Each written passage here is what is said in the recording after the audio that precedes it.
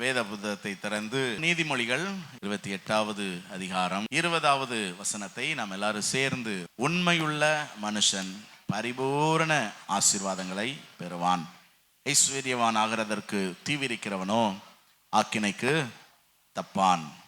உண்மையுள்ள மனுஷன் பரிபூரண ஆசீர்வாதங்களை பெறுவான். ஆசீர்வாதம் என்பதே நிறைவான ஒன்று. இங்க பரிபூரண ஆசீர்வாதம் என்று சொல்லும்போது, ஆசீர்வாதத்திற்கு இன்னைக்கு நம்ம பார்க்க போகிற இந்த சத்தியத்தை தவிர வேற வழி இல்லவே இல்லை என்ற ஒரு வெளிப்பாட்டை நாம் புரிந்து கொள்ள வேண்டும். திரும்பவுமா நான் சொல்றேன், கவனிங்க. ஆசீர்வாதம் என்பதே ரொம்ப முழுமையானது. இங்க உண்மையுள்ள மனுஷன் ஆசீர்வாதத்தை பெறுவான்னு சொல்லல, என்ன சொல்லி இருக்குது? பரிபூரண ஆசீர்வாதம். அப்ப ஆசீர்வாதமே பூரணமானது. பரிபூரண ஆசீர்வாதம்னா என்ன? அப்ப இன்னைக்கு பார்க்க போகிற அந்த சத்தியம் இருக்குதுல்ல, உண்மை, ஃபெய்த்ஃபுல்னஸ், ட்ரூத்ஃபுல்னஸ், இந்த சத்தியத்தை தவிர ஆசீர்வாதத்திற்கு வேற வழியே கிடையாது. ஆசீர்வாதம் என்றால் என்ன? 8 காரியங்களை உள்ளடக்கியது தான் ஆசீர்வாதம். பிளஸிங், சுகம், சமாதானம், பாதுகாப்பு, செலவுக்கு பணம், ஞானம், காரிய சித்தி, நல்ல உறவுகள், நீடித்த வாழ்வு. இந்த 8 காரியங்களை உள்ளடக்கியது தான் ஆசீர்வாதம். என்னென்ன சொல்லுங்க பார்க்கலாம்? சுகம், சமாதானம், பாதுகாப்பு, செலவுக்கு பணம், ஞானம், காரிய சித்தி, நல்ல உறவுகள், நீடித்த வாழ்வு. சுகம் தெரியும், சமாதானம் தெரியும், பாதுகாப்பு, பணம். ஞானம்னா என்ன? நம்ம செய்ய போகிற காரியம் என்னமாய் முடியும் என்று முன்பே யூகிக்கக்கூடிய ஒரு கிருபை தான் ஞானம். நிறைய பேர் தப்பு பண்றாங்க. ஏன்? அவங்களுக்கு அந்த கிரியையினுடைய ரிசல்ட் என்னங்கிற அறிவு அவங்களுக்கு இல்லை. ஸோ நல்லதோ கெட்டதோ ஞானம் இருக்கணும் நமக்கு. அப்பதான் நம்ம சரியானதை செய்து ஆசீர்வதிக்கப்பட முடியும். அதே போல காரிய சித்தி, நம்ம காரியம் வாய்க்கிறது யார் கையில் இருக்குது? ஜெயமோ கர்த்தரால் வரும், காரிய சித்தியோ கர்த்தரால் வரும். அப்புறம் உறவுகள் ரொம்ப முக்கியம். நல்ல உறவுகள், ஆரோக்கியமான உறவுகள், அதுக்கப்புறம் நீடித்த வாழ்வு. சரி, இந்த ஆசீர்வாதங்களுக்காக மனிதன் என்னென்னமோ உபாய தந்திரங்களை மேற்கொள்ளுகிறான் இந்த ஆசீர்வாதத்தை பெற்றுக்கொள்ளணும்னு. கிறிஸ்தவத்திலையும் இது போல பலர் இருக்கிறாங்க. இப்ப ஒரு கூட்டம் 4 மாவடிக்கு போறாங்க. தப்பு இல்லை, தப்பே கிடையாது. அங்க தேசத்துக்காக ஜெபம் நடக்குது. போங்க, நல்ல தேசத்துக்காக நேர் முழங்கால் நின்று மன்றாடி ஜெபம் பண்ணிட்டு வாங்க. சில முகாம்கள்லாம் நடக்குது. நமக்கு தியேட்டருக்கு போற பழக்கம் கிடையாது. இந்த மாதிரி கூட்டத்துக்கு போறது நமக்கு கொஞ்சம் ரிஃப்ரெஷிங்கா இருக்கும், தப்பு கிடையாது. அல்லது ஒரு வேன் பிடிச்சி குடும்பமா டூர் மாதிரி என்ன செய்யுங்க, போயிட்டு வாங்க. மகிழ்ச்சியா இருப்பது நம்முடைய பலன். ஆனா 4 மாவடி போனாதான் ஆசீர்வாதம்ங்கிறது தான் ஒரு ஆவிக்குரிய குழந்தைத்தனம். நீங்களே சொல்லுங்க, டியூஷன்ல சேர்ந்தவன்லாம் படிச்சு பாஸ் ஆயிடுவானா? நீட் கோச்சிங் படிச்சவன்லாம் டாக்டர் ஆயிடுவானா? அப்ப யோசிக்கணும்ல. ஆசீர்வாதத்துக்கு ஒரே ஒரு ரகசியம் தான், உண்மையா இருக்கணும். உண்மையா இருக்கணும். இதை தவிர வேற எதுவுமே கிடையாதுங்க. நம்மெல்லாம் உண்மையா இருக்கிறோமானா உண்மையா தான் இருக்கிறோம். எங்க உண்மையா இருக்கிறவங்களாம் ஒரு அல்லேலூயா சொல்லுங்க பார்க்கலாம். அதாவது நம்ம பெரிய பாவி கிடையாது. எத்தனை பேர் சந்தோஷப்படுறீங்க? ஆனா நிறைய சின்ன சின்ன சின்ன சின்ன தவறுகளை நாம் செய்கிறோம். பெரிய அளவில் நம்ம கொள்ளையடிக்க மாட்டோம். கால்றது அம்பிசா மட்டும்தான் என்ன செய்வோம், திருடுவோம். அதனால இது பெரிய பொய்யெல்லாம் சொல்ல மாட்டோம், சும்மா சின்ன சின்ன சின்ன. ஆனா உண்மை என்ன தெரியுமா? இந்த சின்ன சின்ன பொய்களும் கள்ளத்தனங்களும் திருட்டுத்தனங்களும் உண்மையற்ற காரியங்களும் தான் பெரிய ஆசீர்வாதங்களுக்கு தடையாக இருக்கிறது. ஒரு பானையில ஒரு சின்ன ஓட்டை போதுங்க, காலையில விடிஞ்சு எந்திரிச்சா பானையில என்ன இருக்காது? தண்ணி இருக்காதுங்க. அதோட என்ன அற்புதமான உதாரணம் சொல்லட்டுமா? ஒரு பைசா குறைஞ்சா கூட ஒரு ரூபாய் முழுமை பெறாது. புரியுதா உங்களுக்கு? ஆகவே இந்த உண்மைங்கிறத முழுமையானது, முழுமையானது அதுதான் நம்ம அறிந்து கொள்ளணும். ஆமா. ஸோ இந்த உண்மைங்கிறது பேச்சிலையும் இருக்கு, செயல்லையும் இருக்குது. இதை இருதயத்திலிருந்து வரணுமே தவிர நடிக்க கூடாது. உண்மையா இருக்கிற மாதிரி என்ன செய்யக்கூடாது, நடிக்க பிரயோஜனம் இல்லை. அதுவே கள்ளத்தனம் தானே. அது வேதத்திலே சொல்லி இருக்கிறது, நாளானது விளங்க பண்ணும், அவனுடைய செயல்கள் எத்தன்மை உள்ளது என்பது எது விளங்க பண்ணும்? நாள். சிலர் மரத்தினால என்ன செய்யறாங்க, கட்டுறாங்க. சிலர் விலையேற பெற்ற பொருட்கள்னால கட்டுறாங்க. நாளானது விளங்க பண்ணும். எது நிலைச்சிருக்கும்? விலையேற பெற்ற கற்கள்ல கட்டுறது என்ன செய்யும்? நிலைச்சிருக்கும். வெறும் மண்ணு மரத்துல கட்டுறது என்ன ஆகும்? எரிந்து சாம்பல் ஆகும். அப்ப உண்மையற்ற தன்மையோடு வாழ்கிற வாழ்க்கை நாளடைவில் அழிந்து போகும்.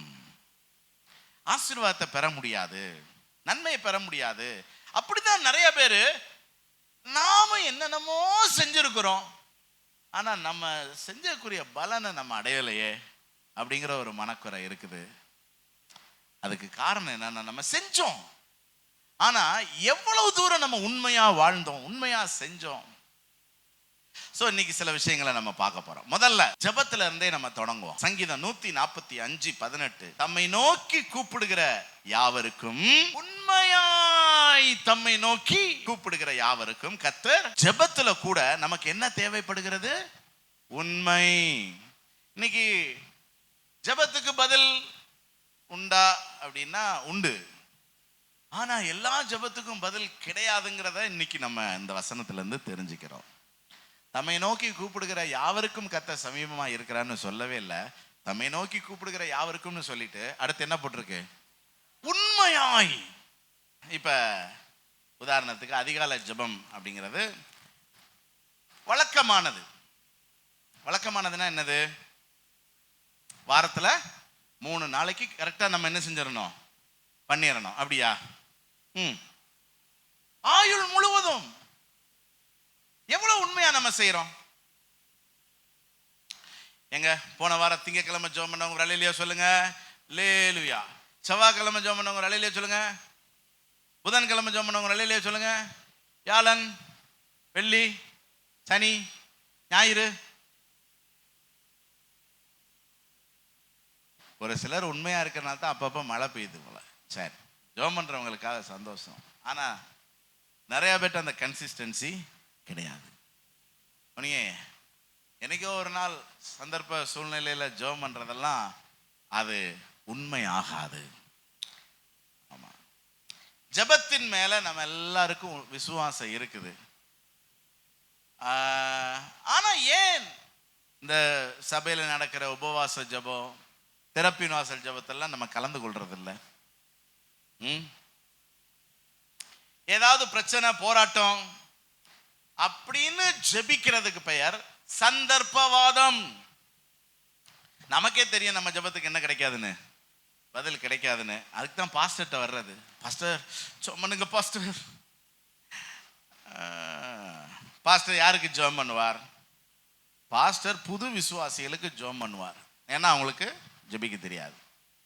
ரெண்டாவது, பலவீனமானவர்களுக்கு ஜெபம் பண்ணுவார். ஏன்னா அவங்களால ஜெபிக்க முடியாது. மூணாவது, சில இழப்புகள் நஷ்டங்கள் மத்தியில் உடைந்து கிடப்பாங்கல்ல, சோர்ந்து இருப்பாங்க, அவங்களால ஜெபிக்க முடியாது. அவங்க சுரை செடியின் கீழே படுத்து கிடப்பாங்க, அவங்களுக்காக ஜெபிப்பார்.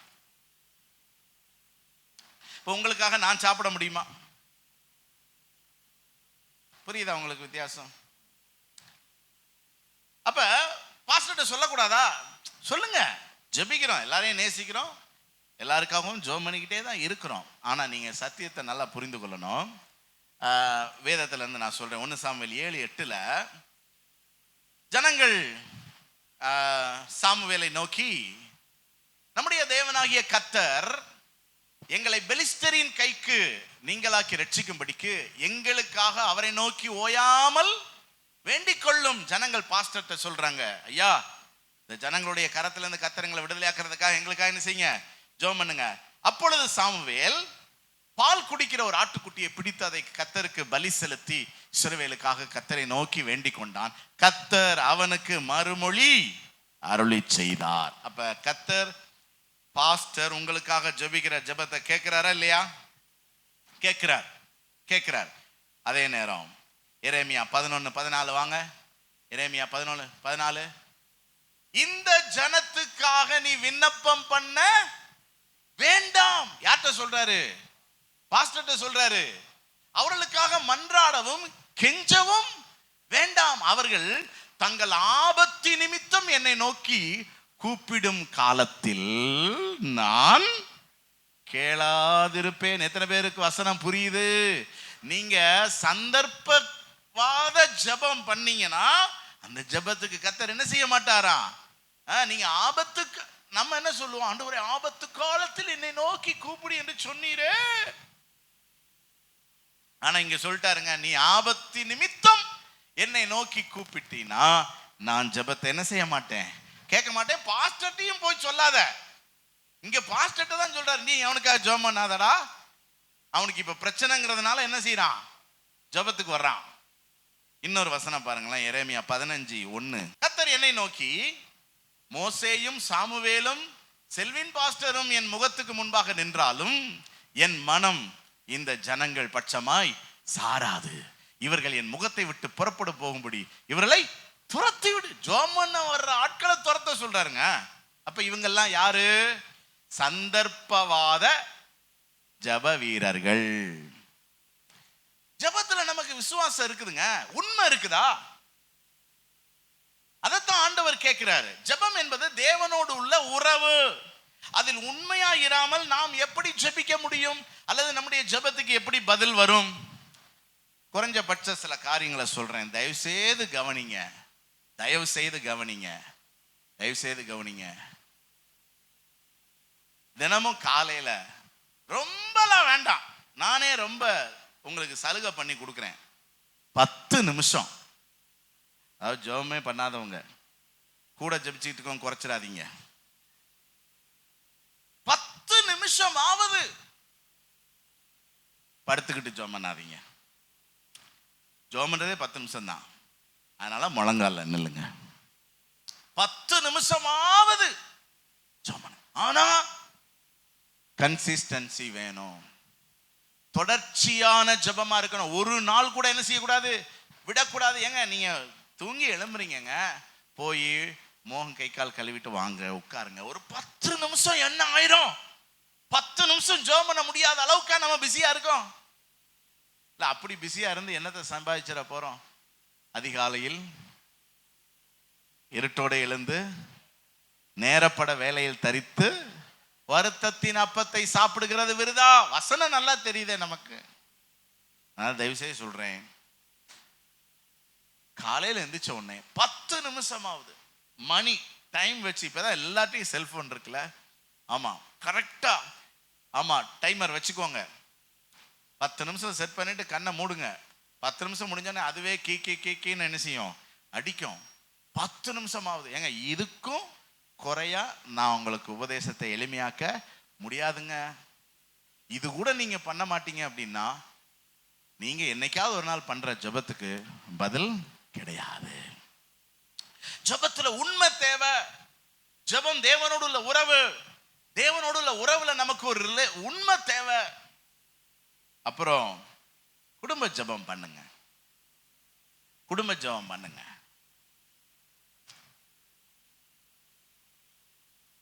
நைட்டு படுக்கிறதுக்கு முன்னாடி ஒரு நன்றி ஜெபம் பண்ணுங்க. ஒரு நன்றி. ஆண்டவரே, இன்னைக்கு பகல் முழுசு நீங்க ரொம்ப நேரம் வேண்டாம், ஒரு 5 நிமிஷம். ஆனா டைமர் வச்சுட்டு என்ன செய்யணும்? கரெக்டா 5 நிமிஷம். நான் சொல்றது எந்திரிச்சே நிக்க முடியாத குழந்தைகளுக்கு. புரியுதா உங்களுக்கு? அதாவது ஜெபத்தை யோசிக்கவே செய்யாத, ஜெபமே பண்ணாத ஆட்களுக்கு நான் சொல்லி கொடுத்துட்டு இருக்கிறேன். மற்றவங்க எல்லாம் இதை விட கொஞ்சம் கூடுதலா நீங்க பண்ணணும். ஆமா, உண்மையா இருக்கணும். ஜெபத்துல உண்மையா இருக்கணும். நன்றி ஜெபம் பண்ணுங்க. முடிஞ்சா சாப்பாட்டுக்கு ஒரு தோத்திரம் பண்ணுங்க. நான் கட்டாயப்படுத்தல. உங்களுக்கு அவசரம் பசிக்குதுன்னா சாப்பிடுங்க, ஒன்றும் பிரச்சனை இல்லை. ஆனா ஞாபகம் வந்துச்சுன்னா என்ன செய்யுங்க?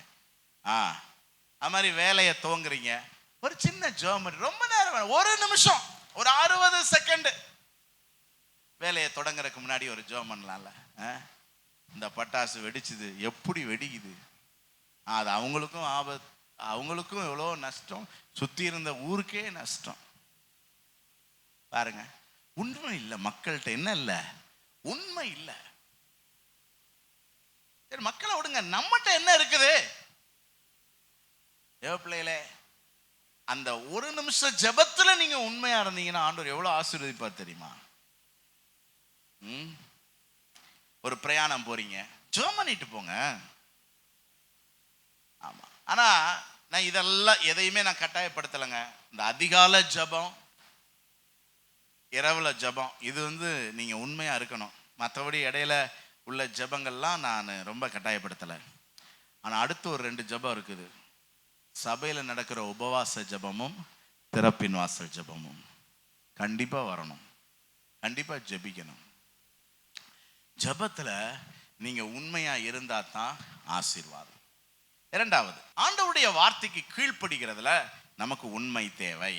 ஆண்டவருடைய வார்த்தைக்கு நம்ம உண்மையா இருக்கணும். ஆதியாகமம் 22:18 நீ என் சொல்லுக்கு கீழ்ப்படிந்தபடியினால் உன் சந்ததிக்குள் பூமியில் உள்ள சகல ஜாதிகளும் ஆசீர்வதிக்கப்படும் என்று என் பேரில் ஆணையிட்டேன் என்று கர்த்தர் சொல்லுகிறார். யார்கிட்ட சொன்னாரு? ஆபிரகாம்கிட்ட. ஆபிரகாம் தன்னுடைய மகன் ஈசாக்க பலியிடும்படி கர்த்தர் சொன்னார். உடனே ஆபிரகாம் அதற்கு கீழ்ப்படிந்தான். அதனால எவ்வளவு பெரிய ஆசீர்வாதம் பாருங்க. பூமியில் உள்ள சகல ஜாதிகளும் உனக்குள்ள ஆசீர்வதிக்கப்பட்டிருக்கும். அது மட்டும் இல்ல, ஆணையிடுகிறாராம். என் பேரில் ஆணையிட்டேன்னா அதெல்லாம் சாதாரணமான விஷயம் இல்லை. எதற்காக இந்த ஆசீர்வாதம்? தாவீது ஆண்டவருடைய வார்த்தைக்கு உண்மையாயிருந்தான். சில நேரம் பெற்றோர்கள் நம்ம பிள்ளைகளுக்கு சில விஷயங்களை சொல்றோம், அவங்க கேட்க மாட்டேங்கிறாங்கன்னொன்னே நம்ம என்ன சொல்றோம்? டேய், என் வார்த்தைக்கு என்னடா மரியாதை அப்படிங்கிறோம்ல. நம்மளே நம்ம வார்த்தைக்கு மரியாதை எதிர்பார்க்கும் போது எவ்வளோ பெரிய தேவன். யோசித்து பாருங்க. இத்தனைக்கும் அவருக்கு நான் சொல்றாரு, நம்மளை ஆசீர்வதிக்கிறதுக்கு தான் அவர் நம்மோட பேசுகிறார். அவர் வார்த்தையை அனுப்புறதே நம்மளை ஆசீர்வதிக்கிறதுக்கு தான். அப்ப அந்த வார்த்தைக்கு நம்ம உண்மையா இருக்கணும்ல. இப்ப ஆபிரகாம் கிட்ட ஆண்டவர் உன் பிள்ளைய பலி செலுத்துன்னு சொன்ன விஷயத்த ஆபிரகாம் யார்கிட்ட சொல்லல? சாராள்கிட்ட சொல்லல. சொல்லி இருந்தால்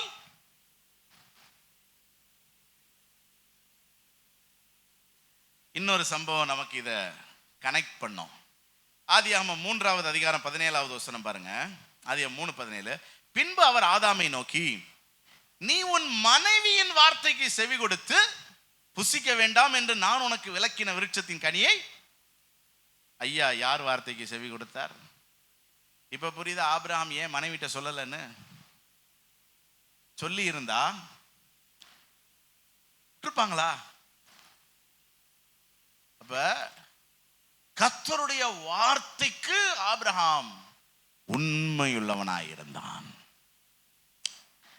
ஆமா, ஆகவே கவனிங்க,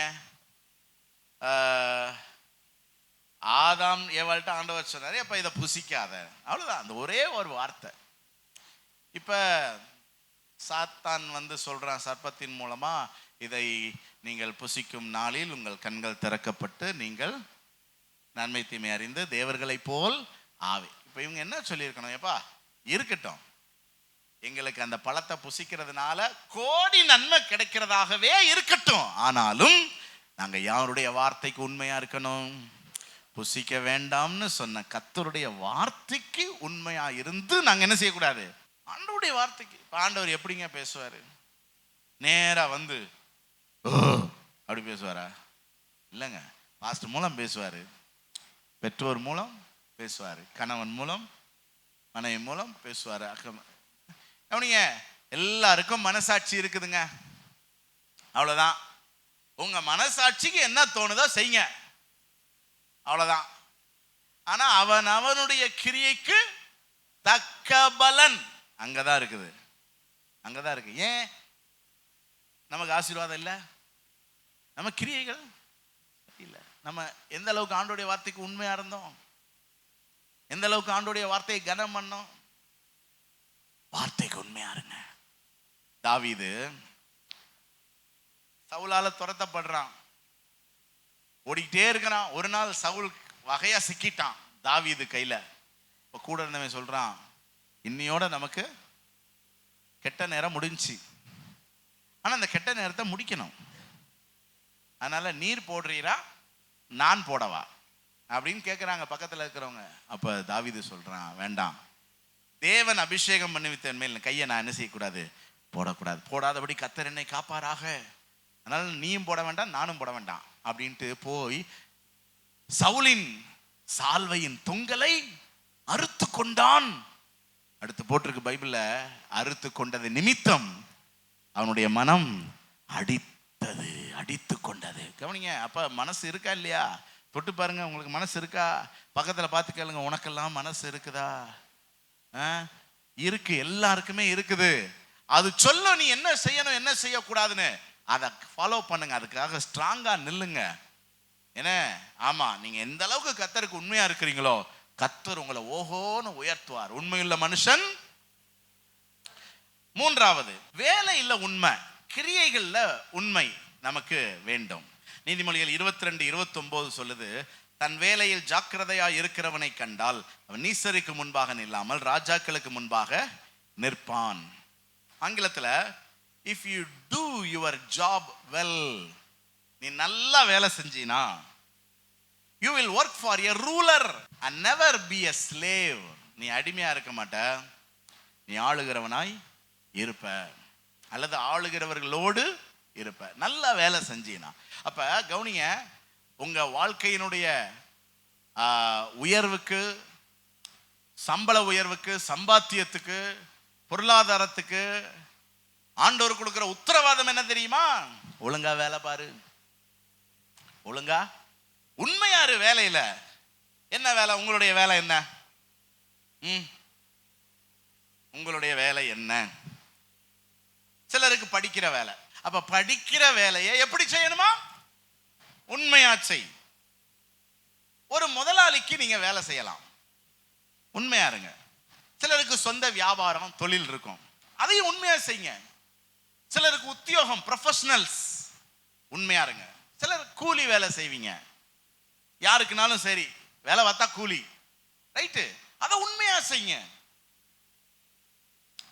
இந்த ஒரு கொத்தனார்கிட்ட வாடிக்கையா வேலை பார்க்கிற கொத்தனார்கள், சித்தாள்கள்லாம் இருப்பாங்க. அவர் கொஞ்சம் தனக்குன்னு சில வாடிக்கையாளர்களை வச்சிருப்பாரு அந்த கொத்தனார். அதனால ரெகுலரா இவங்களுக்கு வேலை உண்டு. போறவங்க அப்படியே அந்த கொத்தனார் சொல்ற வேலையை அப்படியே செஞ்சுக்கிட்டு அப்படியே போவாங்க. இன்னும் சில பேர் இருக்கிறாங்க, அந்த கொத்தனார்கள் கூடுகிற இடத்துல வந்து நிற்பாங்க. காலையில மார்க்கெட்ல யாருனாலும் கூப்பிடுவாங்க, எங்களுக்கு இந்த வேலை இருக்கு, இன்னைக்கு போவாங்க, நாளைக்கு போவாங்களான்னு என்ன செய்யாது, தெரியாது. ஆனா இந்த மாதிரி ஆட்கள் ரொம்ப உண்மையா என்ன செய்ய மாட்டாங்க. ஏன்னா நம்ம தான் ரெகுலரா வந்து வேலை பார்க்க போறோம்ல, இன்னைக்கு வந்திருக்கோம் வேலைக்கு, ஏதோ அப்படிதான் செய்யக்கூடாதுன்னு கர்த்தர் சொல்றாரு. உண்மையா இருக்கணும். சரி, எப்படி ஜாக்கிரதையா இருப்பது, எப்படி நல்லா வேலை செய்வது, சில குறிப்புகளை சொல்ல. முதல்ல நேரத்தில் உண்மை. பல இடங்கள்ல இப்ப கம்பெனிக்குள்ள போறதுக்கு ஸ்கேனிங் மிஷின் வச்சிருக்கிறாங்க. நீங்க கை ரேகையை வச்சுட்டு தான் போனோம். அது வினாடி முதற்கொண்டு கரெக்டா சொல்லிடும். 8 மணிக்கு நீங்க உள்ள போனோம் அப்படின்னா நீங்க வச்ச ரேகை 8 மணி 1 நிமிடம் 23 நொடின்னு என்ன செஞ்சிடும், சொல்லிடும். நிறைய இடங்கள்ல ஸ்கேனிங்லாம் அப்படிலாம் கிடையாது. உதாரணத்துக்கு கொத்தனார்லாம் வர்றாங்க அப்படின்னா அவங்களுக்குலாம் என்ன டைமிங் பார்த்தா நம்ம என்ட்ரி போடுறோம் இல்லை. ஆனா பரலோகம் ஒரு ஸ்கேன் பண்ணிக்கிட்டே இருக்குது ஒவ்வொருத்தனுடைய டைமிங்கையும்.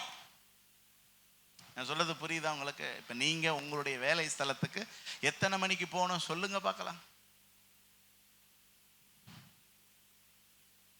அந்த டயத்துக்கு நீங்க இருக்கணும். உங்களை ஸ்கேன் பண்றாங்க பண்ணல அதை பத்தி நீங்க பரலோகம் ஸ்கேன் பண்ணுதுங்க. நீ உண்மையா இருக்கிறியா நேரத்துல? சரி, முடிச்சு வீட்டுக்கு கிளம்புறோங்க. சில கம்பெனில மணி அடிப்பாங்க, ரைட்டு. மணி அடிக்காத எத்தனையோ கம்பெனி இருக்குது, ஆபீஸ் இருக்கு. ஆனா உனக்குன்னு ஒரு வேலை நேரம் இருக்குதுல்ல. காலையில 9 மணிக்கு உள்ள போனா சாயந்தரம் 6 மணி. அதுக்கு ஒரு செகண்ட் கூட நீ வெளியே போடக்கூடாது. ஏன்னா பரலோகம் என்ன செய்யுது, ஸ்கேன் பண்ணது. நீ உண்மை உள்ளவனா? முதலாளி இருந்தா, முதலாளி இல்லாட்டினா பரலோகம் இருக்குதுங்க. முதலாளி மேல இருக்காருங்க. நீங்க உங்களுக்கு முன்னாடி இருக்கிற முதலாளி நினைக்கிறீங்களோ? மேல இருக்காரு, புரிஞ்சுக்கோங்க. அதனாலதான் யோசேப்பு சொன்னா, தேவனுக்கு பயந்து தேவனுக்கு விரோதமாய் இத்தனை பெரிய பொல்லாங்கு. ஏன் உன் வீட்டுக்காரன் இல்ல? என் வீட்டுக்காரர் எங்க இருக்காரு? மேல இருக்காருல்ல. இருக்காரா? சரி, ரெண்டாவது, வேலை நேரத்துல என்ன வேலை பார்க்குறீங்க? யாருக்கு வேலை பார்க்குறீங்க? ஒரு முதலாளிட்ட வேலை பார்க்குறோங்க, அந்த முதலாளிக்கு தானே வேலை பார்க்கணும். நான் சொல்றது புரியுது உங்களுக்கு? அப்புறம் என்ன வேலை? என்ன வேலை அது சொல்லணும்ல. ஓபி அடிக்கிறது, பொழுத போக்குறது. இப்ப போதா குறைக்கு செல்போன் மிஷின் ஓடிக்கிட்டே இருக்கும். இவங்க செல்போன் என்ன செய்வாங்க, கேட்டா அது ஓடுதுங்க. கர்த்தர் பார்க்கிறார், கர்த்தர் பார்க்கிறார். ஓபி அடிக்க கூடாது, பொழுதுபோக்க கூடாது. அதாவது உங்களுக்கு வேலையே இல்லைனாலும் நீங்க பார்க்கிற வேலைக்கு என்ன உண்டோ அதையே சுத்தி சுத்தி பாருங்க. வேற வேலை என்ன செய்யக்கூடாது, பார்க்க கூடாது. உண்மை வேணும். அடுத்து திறன் சார்ந்த பிரச்சனை, எபிலிட்டி. உங்களுடைய திறன் 50ன்னு வச்சுக்கோங்களேன். நீங்க ஒரு 70வது பண்றதுதான் உண்மை. 50ன்னு பண்றீங்கன்னு வச்சுக்கோங்களேன், அதுதான் உங்களுடைய திறன். இப்ப நீங்க 50க்கு பண்ணீங்கன்னா கடமைக்கு பண்றீங்கன்னு அர்த்தம். அதுக்கெல்லாம் பரலோகம் பலன் கொடுக்காது. உங்க ஓனர் வேணா சரி போன்னு கூலியை கொடுப்பாரு, ஏன்னா வேலைக்கு ஆள் வேணும்ல, ஏதோ இம்மட்டாவது பண்ணியே அப்படின்னு சொல்லி கொடுப்பாரு. ஆனா பரலோகம் கொடுக்காது. பரலோகம் கொடுக்கலனா அவர் கொடுக்கிறதை யாரும் தடுக்க முடியாது. அவர் தடுக்கிறதை யாரும் கொடுக்க தெரியும்ல. அதனால தேவ பிள்ளைகளே, உண்மையா உங்க எபிலிட்டிக்கு ஒரு பாதியாவது கொஞ்சம் அதிகமா வேலை பார்க்கணும். கூட இருக்கிறவங்க சொல்லுவாங்க, நீ அவ்வளவு நல்லவனாடா, அவரே உன்ட்ட இவ்வளவு எதிர்பார்க்கல, பிறையாண்டா இவ்வளவு பண்ற, நீ இவ்வளவு பண்ணினா அப்புறம் அவர் எங்களையும் இவ்வளவு பண்ண வைப்பார்ல. நீங்க சொல்லணும், நான் ஆண்டவருடைய பிள்ளைடா, நான் என் முதலாளி, நான் நம்ம முதலாளிக்காகன்னு பண்ணல, எனக்கு பரலோகத்தில் ஒரு முதலாளி இருக்கிறாரு. சரி, உங்களால முடிஞ்சதை நீங்க செய்யுங்க, சரியா? என்னால முடிஞ்ச பிரசங்கத்தை நான் பண்றேன், உங்களால முடிஞ்ச ரியாக்ஷனை நீங்க கொடுங்க. சரி, அதனால எபிலிட்டி ரொம்ப முக்கியம், ரொம்ப முக்கியம். அப்புறம் அதாவது 50% பண்றதுக்கு கடமை, அதுக்கும் குறைவாய் பண்றது மடமை. நோக்கம் சார்ந்த பிரச்சனை. அடுத்து என்னன்னா, எந்த ஒரு வேலையும் சுயநலமா பண்றோமா பொதுநலமா பண்றோமாங்கிறது தான். ஏன் வேலை முடிஞ்சு இல்ல, வாடிக்கையாளர் திருப்தி, அதான் ரொம்ப முக்கியம். இந்த உலகத்துல வாழ்றதே மற்றவர்களுக்காகத்தான். நீங்க வேலை செய்யறது யாருக்காக? மற்றவர்களுக்காகத்தான். எந்த ஒரு நிறுவனம் வளருதுன்னு பாத்தீங்கன்னா, அந்த நிறுவனத்தினால மக்களுக்கு எவ்வளவு நன்மை, மக்கள் எவ்வளவு பயனடைகிறார்கள், அதை வச்சுதான் ஒரு நிறுவனத்தை கர்த்தர் ஆசீர்வதிக்கிறார். அதனால நீங்க செய்வது உங்க நலனுக்குன்னு இருக்கக்கூடாது. அது கடைசியில உங்களுக்கு தான் நலனா முடியும், அது வேற விஷயம். ஆனா சுயநலமாய் வாழ்கிறவர்கள் உண்மையா இருக்க மாட்டாங்கோ. மற்றவங்களை பத்தி கவலைப்பட மாட்டாங்க, நிறுவனத்தை பத்தி கவலைப்பட மாட்டாங்க, முதலாளியை பத்தி கவலைப்பட மாட்டாங்க. யாரு எக்கேடு கெட்டு போனா எனக்கு என்ன, ஏன் டைம் முடிஞ்சு கிளம்பி போய்கிட்டே இருப்பேன். அப்ப நிக்கிற கஸ்டமரு அது எனக்கு தெரியாது, தப்பு. ஸோ பொது நலமா கொஞ்சம் விட்டு கொடுத்து வேலை செய்யறதுனால பரலோகம் நம்மை ஆசீர்வதிக்கும், அதுதான் உண்மை. இது மாதிரி எந்த ஒரு முயற்சியிலும் நான் சொன்னேன்ல, உண்மைங்கிறது முழுமையானது. ஒரு பைசா குறைஞ்சாலும் ரூபாய் முழுமை பெறாது. அப்ப நீங்க 100% எஃபோர்ட் எடுக்கணுங்க. கர்த்தர் சொல்றாரு, ஆண்டவர் ஈவு இறக்கமே பார்க்கறது இல்லை, ஏன்னா அவர் சிஸ்டம் தான். ஒரு நாளாவது சூரியனுக்கு ரெஸ்ட் கொடுக்கிறாரா? கொடுத்தாத்தான் என்ன ஆகும் சொல்லுங்க. அப்ப தேவ பிள்ளையே, விளையாட்டு கிடையாது. சோம்பேறி குளிர்கிறது என்று உளமாட்டான். அவன் சொல்றான், சாக்கு பாக்கு சொல்றான், கர்த்தர் ஏத்துக்கிட மாட்டாரு. 100% எஃபோர்ட் பண்ணு. இப்போ உதாரணத்துக்கு ஒரு உடல் ஆரோக்கியத்திற்காக அல்லது ஒரு உடல் எடை குறைப்பதற்காக நீங்க சில முயற்சிகள் எடுக்கிறீங்கன்னு வச்சுக்கோங்களேன். இப்போ உதாரணத்துக்கு வாக்கிங் போனோம். எத்தனை நாள் போனோம்? அத்தனை நாளும் போனோம். நம்ம கணக்கு என்ன தெரியுமா? 4 நாள் தொடர்ந்து போயிட்டோம், 5ஆவது நாள் போக மாட்டோம். நீ குறையவே மாட்ட.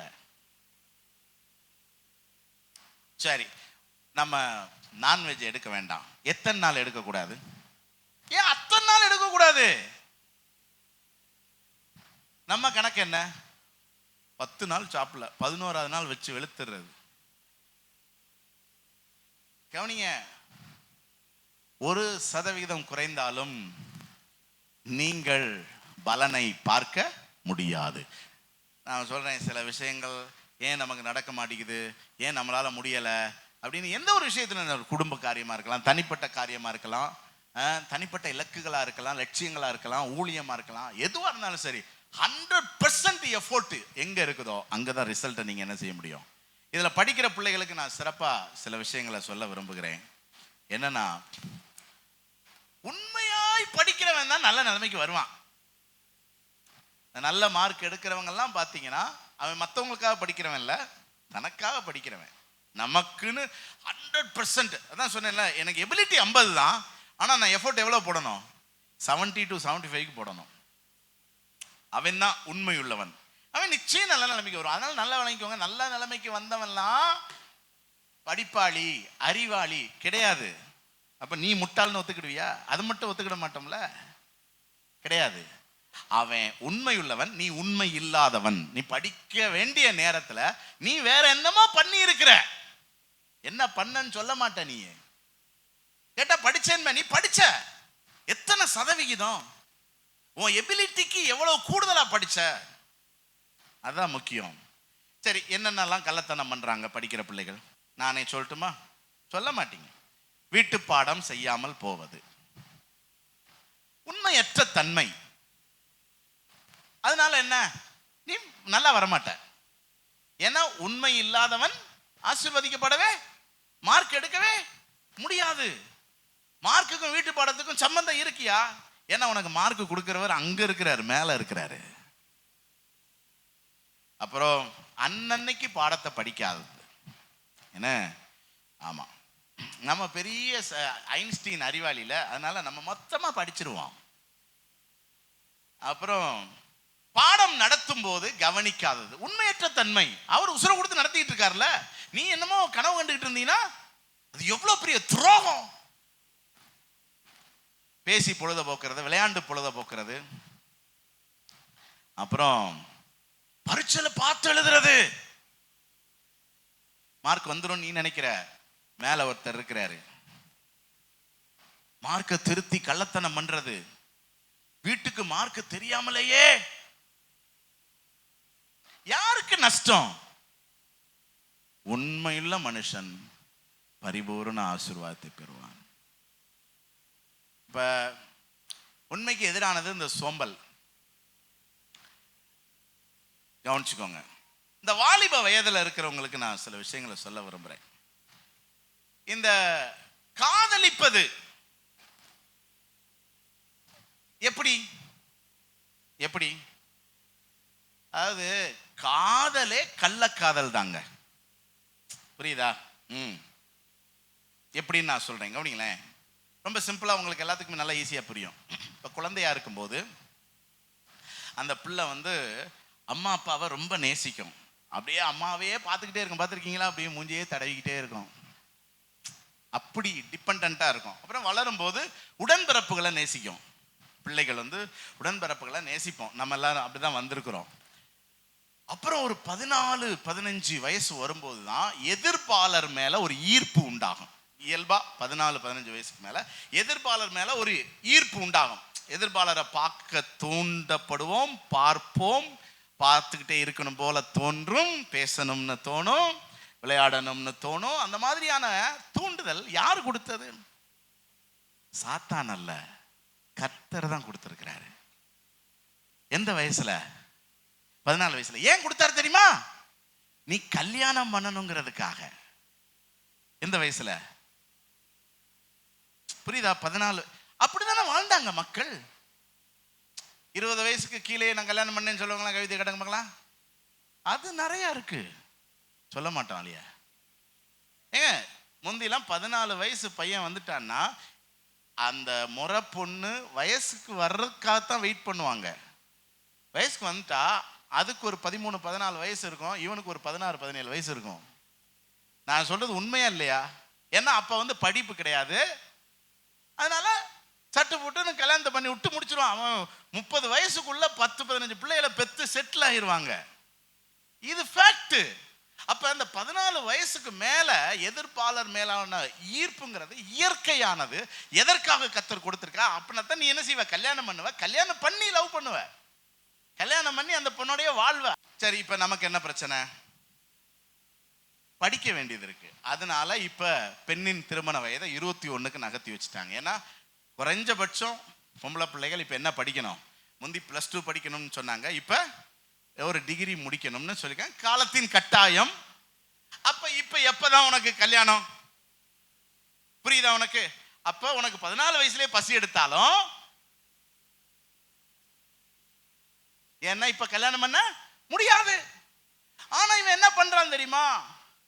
அதுவரையும்லாம் என்னால காத்திருக்க முடியாது, அதனால எனக்கு உன்னை பிடிச்சிருக்கு, உனக்கு என்ன பிடிச்சிருக்கா, ரைட்டு, நம்ம 2 பேரும் கல்யாணம் பண்ணாமலேயே புருஷன் பொண்டாட்டியா வாழ்வோம். இதுக்கு பேர் என்னது? கள்ளக்காதல். அதனால காதல்ல தெய்வீக காதல்னா ஒண்ணு கிடையவே கிடையாதுங்க. எல்லா காதலும் என்ன காதல் தான்? கள்ளக்காதல் தான். அதுக்கு மேல நீ யோக்கியன்னா 14-15 வயசுல ஒரு பிள்ளைய விரும்புறீல, நேரா வீட்டுக்கு கூட்டு வா, கல்யாணம் பண்ணு. அதுக்கப்புறம் நீ குடும்பமா இரு, குடும்பத்துல இரு, அப்பா அம்மா கூட இரு.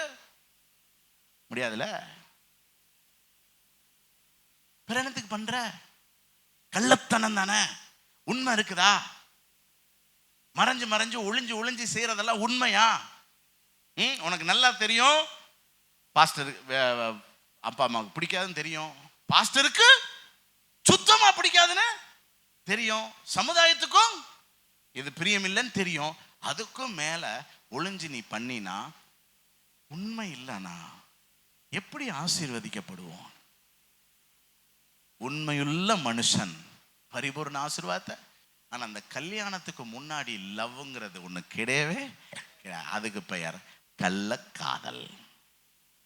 கள்ளத்தனமாய் செய்கிற ஆனால் தேவ பிள்ளைய உண்மையில் இப்போ நான் வாலிப வயதில் வெட்டியாக பொழுத போக்குறது, பேசுறது, அரட்டை அடிக்கிறது, சுற்றுறது, கெட்ட பழக்க வழக்கங்களில் சிக்கிக்கிறது, வீடியோ கேம் விளையாடுறது, செல்ஃபோனில் நேரத்தை போக்குறது, கிரிக்கெட் அவன் விளையாடுறான். நம்ம வாழ்க்கையில் என்ன விளையாடுது புரியுதா? இந்த கிரிக்கெட்டை பார்த்துட்டு சுற்றி திரிகிறது. வாலிப வயசு நல்லா படிங்க, ஹார்ட் ஒர்க் பண்ணுங்க. மனுஷன் எதை விதைக்கிறானோ அப்போ ஒரு 25 வயசுக்கு மேலே நல்ல ஒரு பொருளாதார ஸ்டேட்டஸில் நீங்கள் வாழணும்னா வாலிப வயதில் உங்கள் ஃபோக்கஸ் கரெக்டாக என்ன செய்யணும், இருக்கணும். நல்ல ஒரு வேலையை தேடுங்க, நிறைய அனுபவங்களை பெற்றுக்கொள்ளுங்க, விசேஷமாக ஆண்டோடைய பாதத்தில் உட்காருங்க, கூட்டங்களுக்கு வாங்க, ஊழியம் செய்யுங்க, சபையில் இருங்க. உங்களை நீங்கள் நல்லா எக்யூப் பண்ணிக்கோங்க. நிச்சயம் உங்களுக்கு குடும்பமும் நல்லா இருக்கும், எதிர்காலமும் நல்லா இருக்கும். எத்தனை பேருக்கு சத்தியம் புரியுது? 4வது, உறவுகள்ல உண்மை. உறவுகள்ல உண்மையை நான் வேகமா வசனங்களை மட்டும் சொல்லிட்டு போறேன். 1, கணவன் மனைவி உறவில் உண்மை. மல்கியா 2:10 கர்த்தர் உனக்கும் உன் இளவயதின் மனைவிக்கும் சாட்சியா இருக்கிறார். உன் தோழியும் உன் உடன்படிக்கையின் மனைவியுமாகிய அவளுக்கு நீ துரோகம் பண்ண கூடாது. கவனிங்க, நீங்களும் உங்க மனைவியும் அல்லது நீங்களும் உங்க கணவரும் கல்யாணம் பண்ணதுக்கு யார் சாட்சியா இருக்கிறாரா? யார் சாட்சியா இருக்கிறாரா? யார் சாட்சியா இருக்கிறாரு? தாலி இல்ல, யார் சாட்சி சொல்லுங்க? கர்த்தர். புரியுதா உங்களுக்கு? புரியுதா உங்களுக்கு? கர்த்தர் சாட்சியா இருக்கிறாரு. ஒருத்தர் சொன்னாரு, பாஸ்டர் எங்களுக்கு முறைப்படி கல்யாணமே நடக்கல பாஸ்டர் அப்படின்னாரு. அப்ப நீ சேர்ந்து வாழ்ந்ததுக்கு யார் சாட்சியா இருக்கிறாரு? கர்த்தர். ஒருவேளை ரெக்கார்டு வேணா இல்லாம இருக்கலாம், ஏன்னா முந்திலாம் அப்படியெல்லாம் கிடையாதுல்ல. ஆமா, ஆனா கர்த்தர் சாட்சி.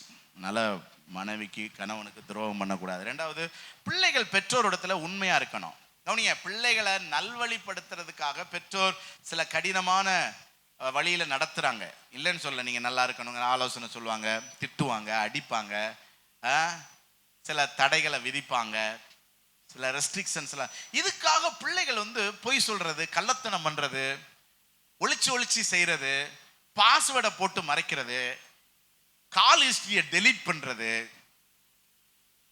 எல்லாம் என்ன செய்யக்கூடாதுங்க. உண்மையா இருங்க. உண்மையா இருக்க முடியாத காரியங்களை விட்டுருங்க, அது கஷ்டம்.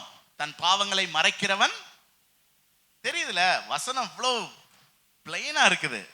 வாழ்வு வேணுமா வேண்டாமா? வாழணும்யா, வாழணும். ஒரு மரண நேரம் வரும்போது தான் வாழணுங்கிறதுக்கான அர்த்தம் நமக்கு புரியுது. அப்புறம் யார் நம்மளை காப்பாத்த? யோசித்து பாருங்க. ஆமா, பைபிள்ல போட்டிருக்க தீங்கு நாட்கள் வரும் முன் சிருஷ்டிகரை நினை. வாலிப நாட்கள்ல. அதனால 3வது, நண்பர்களிடம் உண்மை. நீதிமொழிகள் 17:17 சிநேகிதன் எல்லா காலத்திலும் சிநேகிப்பான். நல்ல நண்பர்களை உடையவர்களா இருங்க. அந்த நட்புக்கு உண்மையா இருங்க. ஏன்னா துரோகம் பண்ணக்கூடாது. இயேசுநாட்ட ஒரு துரோகி இருந்தான். யாரு? ஆமா, ஆண்டவர் சொன்னார், முத்தத்தினாலேயா என்னை காட்டி கொடுக்கிறா. என்ன சொல்லி சொன்னாரு? சிநேகிதனே. அடுத்து, அறிமுகமானவர்களிடத்துல உண்மையா இருக்கணும். பல அறிமுகங்கள் இருக்கு. நம்முடைய ஒன்று விட்ட உறவுகள் இருக்கிறாங்க, சபை விசுவாசிகள் இருக்கிறாங்க, நம்ம கூட வேலை பார்க்குறவங்க இருக்கிறாங்க, நிறைய பக்கத்து வீட்டுக்காரங்க. அதாவதுங்க, முகத்துக்கு முன்னாடி ஒன்று பேசுறது, முகத்துக்கு பின்னாடி ஒன்று பேசுறதுங்கிறது இருக்கவே கூடாதுங்க. அதாவது எனக்கு இவங்க முகத்துக்கு முன்னாடி இதை பேச முடியும்னா அதை பேசணும். இது முகத்துக்கு முன்னாடி பேச முடியாது அப்படின்னா பேசவே கூடாது. நான் பின்னாடி ஒன்று பேசிட்டு இருந்தேன்னு இன்னொருத்தட்ட இவரை பற்றி நான் ஒரு அவதூறான ஒரு விஷயத்த பேசுகிறேன். நாளைக்கு இவரை பார்க்கும்போது, பிரதர் உங்களை தான் பற்றி பேசிக்கிட்டு இருந்தோம் பிரதர், ஆனால் நீங்கள் ஒரு அற்புதம் பிரதர் அப்படின்னா மேலே இருக்கிறவர் கட்டுப்பாவாரா இல்லையா? ஏன்னா பைபிளே போட்டிருக்கு, தேவனுடைய பிள்ளைகள் ஒருவரோடு ஒருவர் பேசிக்கொள்வார்கள், கர்த்தர் அதை கேட்பார். அப்படி இருக்கும் பட்சத்தில் நான் என்ன சொல்றேன்னா, ஒரு விஷயத்த முகத்துக்கு முகம் பேச முடியும், அது நல்லதோ கெட்டதோ அப்படின்னா அப்படி பேசுங்க. இல்லையா வேண்டாம். எதுக்கு? பேசுறதுக்கு நிறைய விஷயங்கள் என்ன செய்யுது, நல்ல விஷயங்களை பேசுவோம். யார் உறவுகள் நம்ம எல்லாரோடையும் உண்மையா என்ன செய்யணும். ஆமா, இன்னும் ஒரு விஷயத்தை இதில் சேர்த்துக்கிறேன் நான், பாஸ்டர்ட்ட உண்மையா இருங்கோ. அப்போஸ்தலர் 5:3 பேதுரு கேட்கிறார், அனனியாவே, நிலத்தின் கிரயத்தில் ஒரு பங்கை வஞ்சித்து பரிசுத்த ஆவியினிடத்தில் பொய் சொல்ல சாத்தான் உன் இருதயத்தை. பாஸ்டர்ட்ட எப்படியா உனக்கு பொய் சொல்ல மனசு வந்துச்சு அப்படிங்கிறாரு. ஸோ இது வரைக்கும் நான் பாஸ்டர்ட்டை பொய் சொன்னதே இல்லை என்கிறவர்கள் மாத்திரம் வேண்டாம். நான் என்னத்துக்கு திரும்ப உங்களை சோதனைக்கு உட்படுத்தணும்? தயவுசெய்து சொல்றேன், வேண்டாம். உண்மையா இருந்துருவோம். உண்மைக்காக எவ்வளவு வேணாலும் கிரயம் செலுத்தலாம். அந்த கிரயம் ஒரு பரிபூரணமான ஆசீர்வாதத்திற்கான கிரயமாக இருக்குமே தவிர உங்களுக்கு அது வீண் போகாது. ஆனா என்ன நினைப்பாங்க அப்படிங்கிறதுக்காக ஒரு பொய் சொல்லி ஏன் நம்ம தலையிலேயே நம்ம சாபத்தை வாங்கிக்கிடணும்? ஸோ இதுதான் உறவுகள்ல உண்மை. 5வது, பண விஷயத்துல உண்மை. இந்த உண்மைங்கிறதே சோதிக்கப்படுறது எதுல தான் சொல்லுங்க? பணத்துல தான். ஒரு கிளர்க்கு, வங்கியில கிளர்க்கு, எழுத்தாளர், அவருக்கு பதவி உயர்வு வந்துருச்சு. ஏன்னா ரொம்ப சந்தோஷம் அவருக்கு. அன்னைக்கு தான் அவருக்கு கடைசி நாள். அடுத்த நாள்ல இருந்து அவர் அசிஸ்டன்ட் மேனேஜர். அன்னைக்கு தான் அவர் கிளர்க்கு, கடைசி நாள். அடுத்த நாள்ல இருந்து அவர் அசிஸ்டன்ட் மேனேஜர்.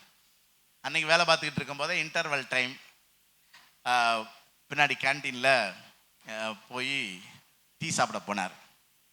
எல்லாரும் பரபரப்பாக சாப்பிட்டுக்கிட்டு இருக்கிறாங்க, அங்கே நிறைய கூட்டம் இருக்குது. ஸோ இவரும் ஒரு டீ சொல்லிட்டு வடை சாப்பிட்டு டீ சாப்பிட்டார். போகும்போது டீக்கு மட்டும்தான் காசு கொடுத்தார். பா ஒரு டீ எவ்வளோப்பா, இந்தா, போயிட்டார்.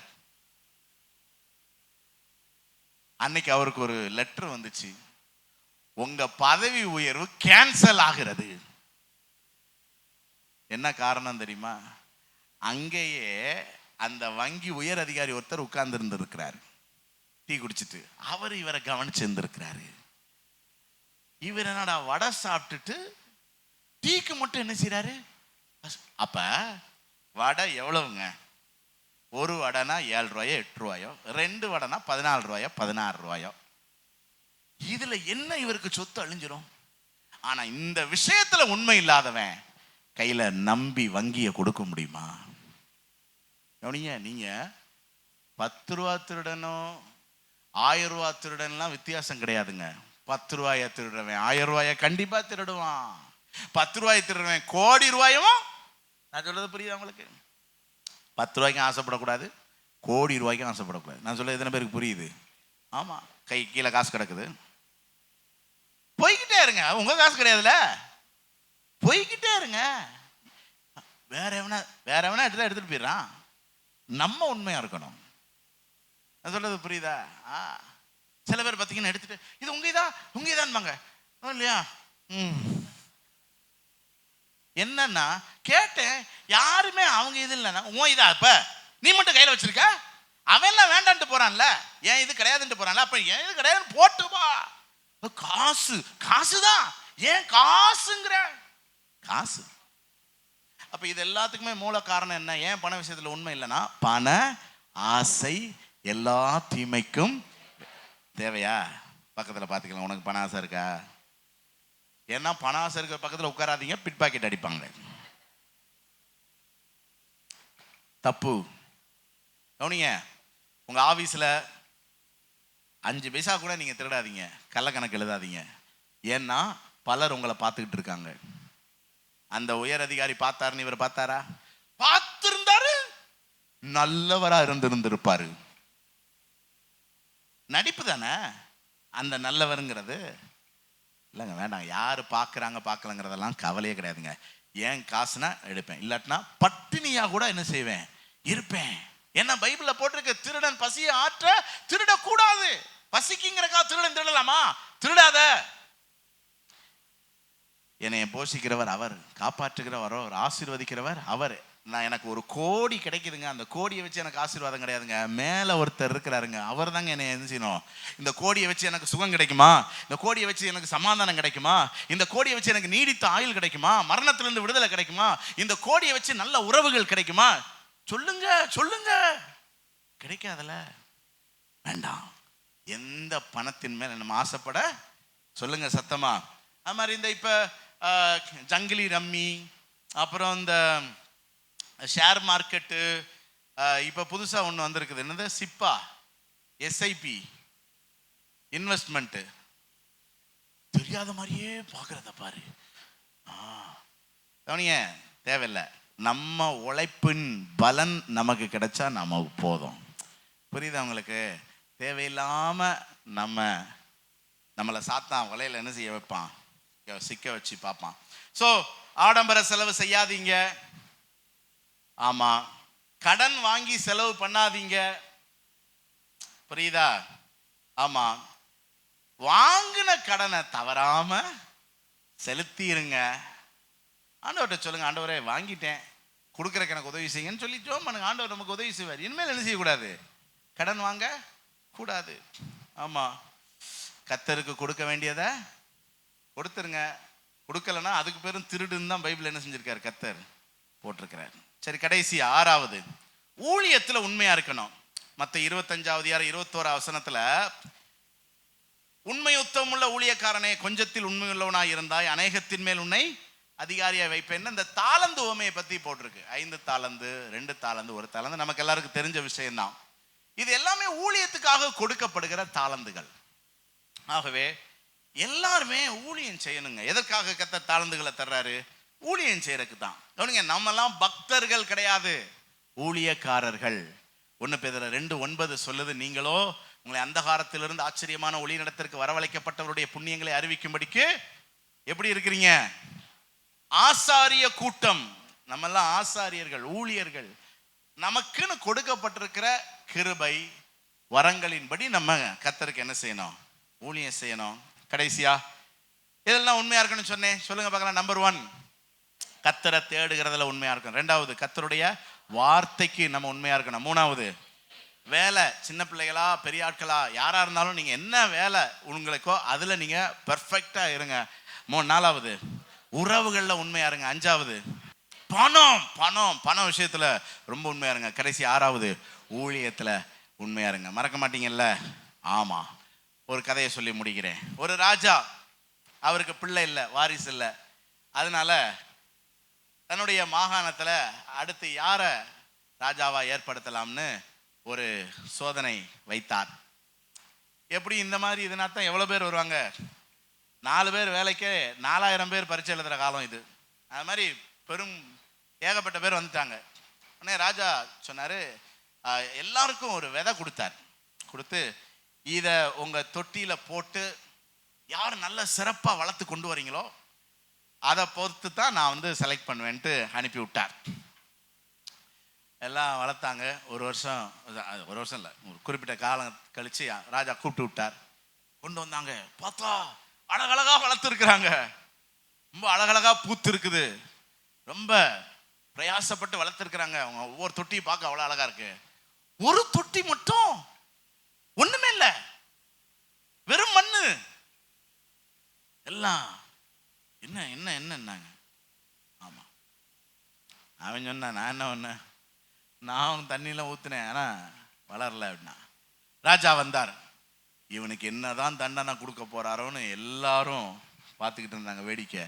ராஜா எல்லாத்தையும் பார்த்துட்டு கடைசியா என்ன சொன்னார் தெரியுமா? இந்த தொட்டியில செடி இல்லை வத்தீங்களா, அவன் தான் ராஜான்ட்டாரு. அவனை தான் எனக்கு வாரிசா நான் தெரிந்து கொள்றேன்ட்டாரு. எல்லாருக்கும் பயங்கர ஷாக்கிங்.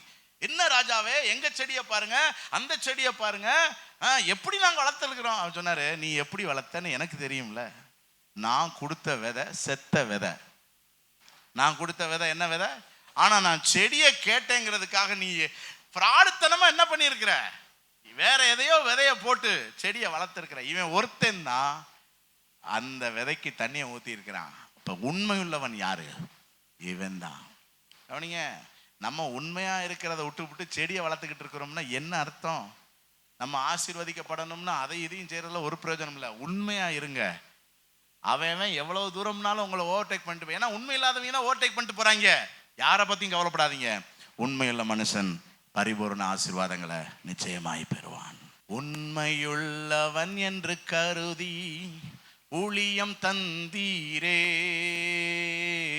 உண்மையுள்ளவன் என்று கருதி ஊழியம் தந்தீரே, ஆசாரிய கூட்டத்தோடு சேர்த்து கொண்டீரே, ஆசாரிய கூட்டத்தோடு சேர்த்து கொண்டீரே, உங்க கிருபைதான் என்னை வாழ வைத்தது, உங்க கிருபைதான் என்னை பாட வைத்தது, என்னிலே ஒன்றும் இல்லை ஐயா, எல்லாமே உந்தன் கிருபை ஐயா, என்னிலே ஒன்றும் இல்லை ஐயா, எல்லாமே உந்தன் கிருபை ஐயா, உங்க கிருபைதான் என்னை வாழ